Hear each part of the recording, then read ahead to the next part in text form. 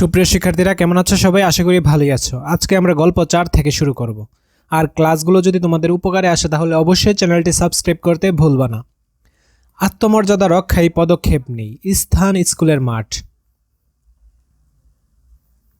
চরিত্র: সামারাহ, মাহিন, শমিষ্ঠা, সুজন। 4 সহপাঠীর স্কুল মাঠের এক কোণায় দাঁড়িয়ে গল্প করছে। সবার গায়ে স্কুল ড্রেস। শমিষ্ঠা: কি সুজন, আমাদের বন্ধুদের অনেকের সাইকেল আছে, তোমার নাই কেন? সুজন: আমি বাবাকে সাইকেল কিনে দেওয়ার কথা জানিয়েছি, পরে কিনে দিবে বলেছে।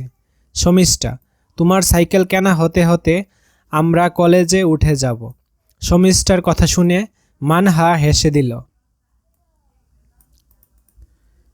মাহিন: তোমার বাবাকে আবার বলো, বারবার বললে হয়তো কিনে দেবেন। শমিষ্ঠা: ও আর বলবে, কিছু বলার সাহস আছে থাকলে এতদিনে 2টা সাইকেল হয়ে যেত। মাহিন: হে হে হে, আহারে বেচারা। সুজন: আমি বাবাকে বলেছি, বাবা আমাকে বুঝিয়ে বলেছে কেন এখনই সাইকেল কিনে দিতে পারবে না। আমি তার কথা বিশ্বাস করেছি, তাই এ ব্যাপারে আমি চাপ দিতে চাই না। এরপর সুজন ও শমিষ্ঠা ক্লাসে চলে গেল। সামারাহা আর মানহা এখনও মাঠে রইল। সামারাহা: মানহা, শমিষ্ঠা যখন সুজনকে সাইকেল নিয়ে খোঁটা দিচ্ছিল তখন সুজনের কেমন লাগতে পারে বলো তো? মাহিন: কেমন লাগবে আবার? সামারাহা: ওর কষ্ট লেগেছে, দেখলে না কেমন করে চুপচাপ চলে গেল। মাহিন: আমি তো খারাপ কিছু বলিনি। শমিষ্ঠা খোঁটা দিল, আমি তো শুধু বুদ্ধি দিয়েছি কিভাবে সাইকেল পেতে পারে। সামারাহ: শমিষ্ঠা যখন সুজনকে খেপাচ্ছিল তখন ওকে আমার থামানোর দরকার ছিল। চুপ থাকা ঠিক হয় নাই। আমি কিছু বললাম না কেন সেটা ভেবে খারাপ লাগছে। মাহিন: কেন? তুমি কেন থামাবে? সামারাহ: যখন কেউ অন্যকে খেপায় বা ছোট করে তখন আশেপাশের মানুষেরা হাসা বা চুপ থাকা ঠিক নয়। এতে একই কাজ করার জন্য মানুষটির উৎসাহ পেয়ে যায়, আর যাকে খেপানো হয় সে আরও বেশি কষ্ট পায়, অসহায় বোধ করে। মাহিন: আচ্ছা, এরপর থেকে আর হাসব না, কিন্তু আমরা আর কি বা করতে পারি? সামারাহ: আমরা শমিষ্ঠাকে বলতে পারতাম সাইকেল কেনাটা ব্যক্তিগত বিষয়। এভাবে ওকে কিছু কেনার জন্য চাপ দেওয়া আমাদের উচিত না, এতে সুজন অস্বস্তি বোধ করতে পারে। গল্প অনুযায়ী কোন চরিত্রের সাথে নিচের কথাগুলো মিলে তা নিয়ে চিন্তা করে হা না বা প্রযোজ্য নয় লিখি। আমরা বন্ধুর সাথে ছকটি নিয়ে আলোচনা করি এবং আলোচনা শেষে কোনো পরিবর্তন করতে চাইলে করি।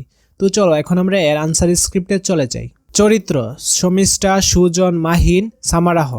নিজের অনুভূতি ও প্রয়োজন চিহ্নিত করতে পেরেছে। শমিষ্ঠা না, সুজন হা, মাহিন না এবং সামারাহ হা। অন্যের অনুভূতি ও প্রয়োজনের প্রতি শ্রদ্ধাশীল ছিল।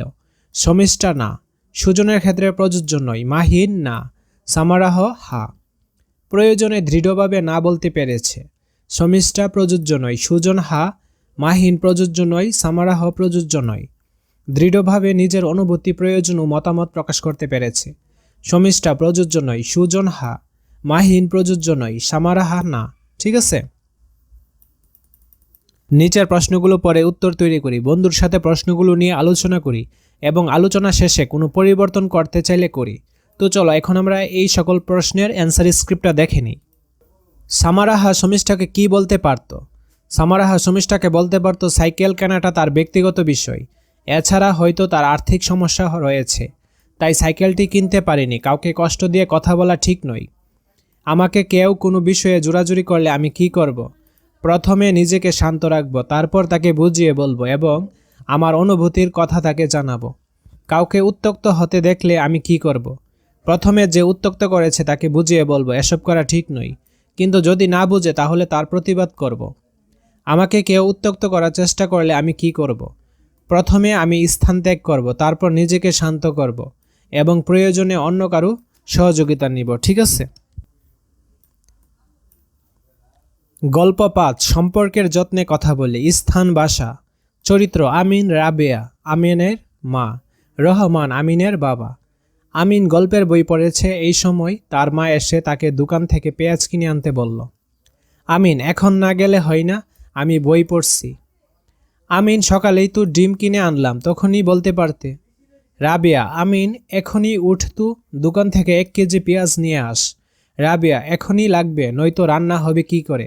রাবিয়া, তখন ভুলে গেছি। আমিন পেঁয়াজ এনে দেওয়ার পরে ঘরের দরজা চাপিয়ে আবারও গল্পের বই পড়া শুরু করলো। রহমান হঠাৎ করে চুপে চুপে আমিনের ঘাড়ের একদম পেছনে এসে, এই আমিন, কি পড় এগুলো? আমিন, আমি একটু আমার মতো করে গল্পের বই পড়তে চাচ্ছিলাম বাবা। আমিন, বাবা, আমি ছোট হলেও নিজের মতো করে একটু সময় কাটাতে এখন পছন্দ করি। এরকম হুট করে আমার পিছনে এসে উকি দিলে আমার অস্বস্তি লাগে। আমিন, আমি জানি বাবা, তোমরা আমার ভালো চাও, কিন্তু এমনটা করলে আমার একটু অস্বস্তি বোধ হয় এবং মনে হয় যে তোমরা আমার একা থাকা পছন্দ করো না। তাই আমি একা থাকার সময় তুমি যদি আমাকে আগে ডাকো বা আমাকে জিজ্ঞেস করে আসো, তাহলে আমার ভালো লাগবে। রহমান, তুমি তো এখনও অনেক ছোট, ঘরের দরজা চাপিয়ে পড়ার কী দরকার? রহমান, আমি এটা তোমার ভালোর জন্যই বলেছি। রহমান, আচ্ছা, এখন থেকে আমি চেষ্টা করব।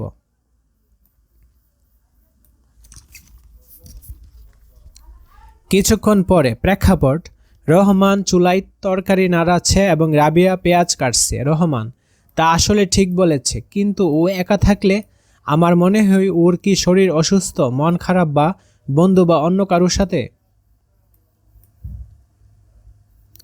রাবিয়া, আমার মনে হয় আমাদের এখন থেকে আমিনের ব্যক্তিগত সীমানা নিয়ে ভাবতে হবে।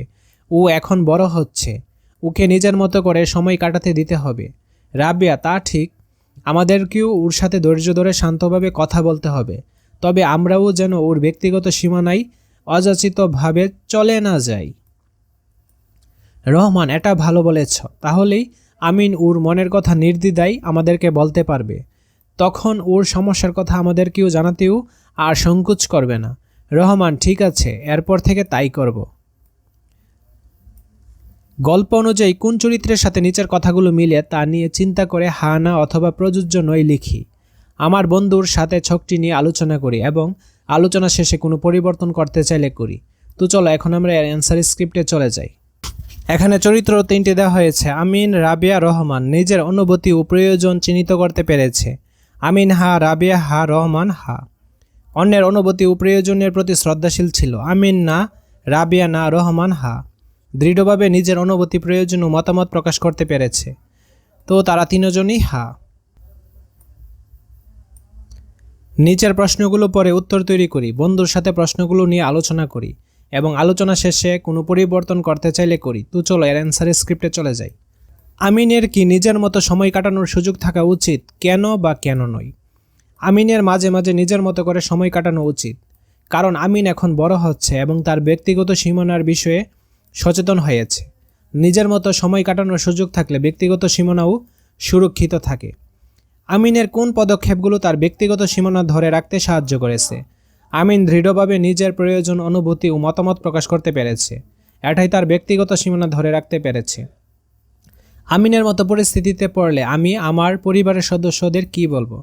আমিনের জায়গায় আমি হলে আমার পরিবারকে বোঝাতাম যে আমি এখন বড় হচ্ছি, মাঝে মাঝে আমার নিজস্ব সময়ের প্রয়োজন হয়, তবে তারা যাতে কষ্ট না পায় এ ব্যাপারটি খেয়াল রাখতাম। তো আজকের ক্লাসটি এই পর্যন্তই। পরবর্তী ক্লাসটি আমরা এই জায়গা থেকে শুরু করব। যারা চ্যানেলটি এখনও সাবস্ক্রাইব করেন নাই, প্লিজ চ্যানেলটি সাবস্ক্রাইব করে আমার সাথেই থাকুন। Thank you everyone.